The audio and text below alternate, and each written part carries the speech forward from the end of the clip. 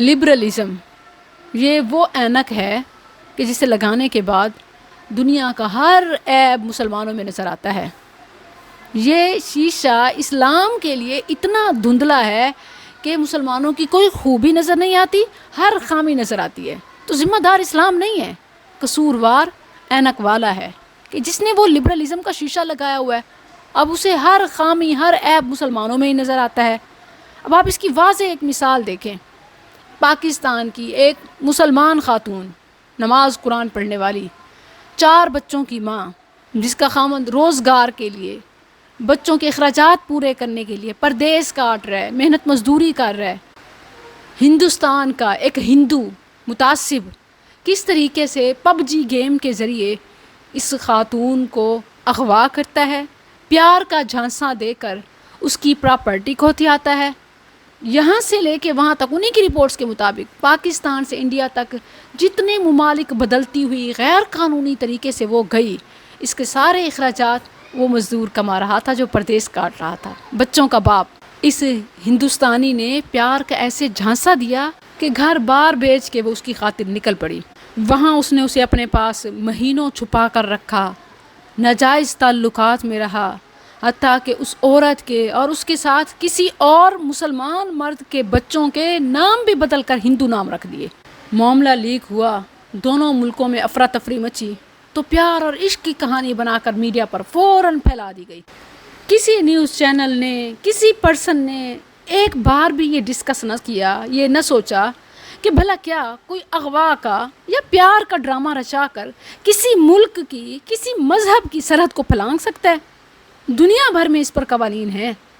اگر یہی کہانی کسی اردو یا اسلامی نام والے کردار کی ہوتی تو یقیناً اسے اغوا کار، دہشت گرد، غدار، جاسوس، سلیپر سیل جیسی کہانیوں کے طور پر چلایا جاتا۔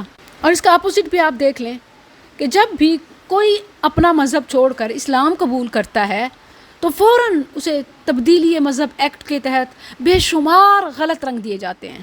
اگر کوئی خود اپنا مذہب چھوڑ کر اسلام قبول کرے تو یہ تبدیلی مذہب کے نام پر فوراً انکوائری ہوتی ہے، اور بغیر کسی تحقیق کے، ثبوت کے، گواہی کے کئی لوگوں کو بلا گناہ پکڑ دھکڑ شروع کر دیتے ہیں، اور سزاوار جرمانے اور پتہ نہیں کیا کچھ، کئی مثالیں اس کی موجود ہیں۔ حتیٰ کہ ایون ہمارے اسلامی ملک پاکستان میں بھی کسی کے ساتھ دشمنی کرنی ہو تو اس پر الزام لگا دو کہ فلاں عیسائی کو اس نے زبردستی کلمہ پڑھایا، مسلمان ہوا ہے، خواہ وہ خود قسمیں اٹھا رہا ہو کہ میں نے بمرضی بخوشی کلمہ اسلام قبول کیا ہے، مجھے کوئی اعتراض نہیں، لیکن پھر بھی نہیں، اس نے زبردستی نہیں، اس پر کوئی پریشر ہے۔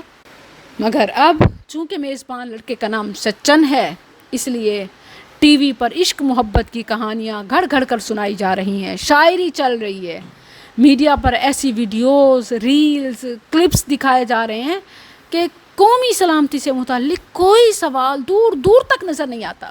یہ صرف اس ملک میں نہیں، اس ملک میں بھی ہو رہا ہے، پوری دنیا میں یہی دکھایا جا رہا ہے کہ یہ پیار اور عشق محبت کی کہانی ہے۔ کسی کو نہ اپنی قومی سلامتی کا خیال آیا، نہ ہی مذہب کو کوئی حیثیت دی۔ یہ ہے میڈیا کی دوغلی پالیسی، یہودی لابی کا ایجنڈا جو پورا ہوا۔ اگر کوئی اپنی مرضی سے، خوشی سے کلمہ پڑھ لے، اسلام قبول کر لے، تو اس کے پیچھے پوری انکوائری، الزام تراشی ہوتی ہے کہ زبردستی کلمہ پڑھایا گیا، اس کو بلیک میل کیا گیا، اس کو تھریٹس ہیں اور پتہ نہیں کیا کچھ۔ لیکن دوسری طرف کسی کا گھر اجاڑ کے، اس کے بچوں کو لے کے، ملک کو چھوڑ کے غیر قانونی طریقے سے، لیکن پوری دنیا میں یہی شور مچایا جاتا ہے کہ غیر قانونی طریقے سے ملک چھوڑا، غیر قانونی طریقے سے ملک میں داخل ہوا۔ اب کسی کو یہ بات نظر نہیں آتی۔ کیوں؟ کیونکہ آگے میزبان سچن ہے، کوئی اردو یا مسلمان۔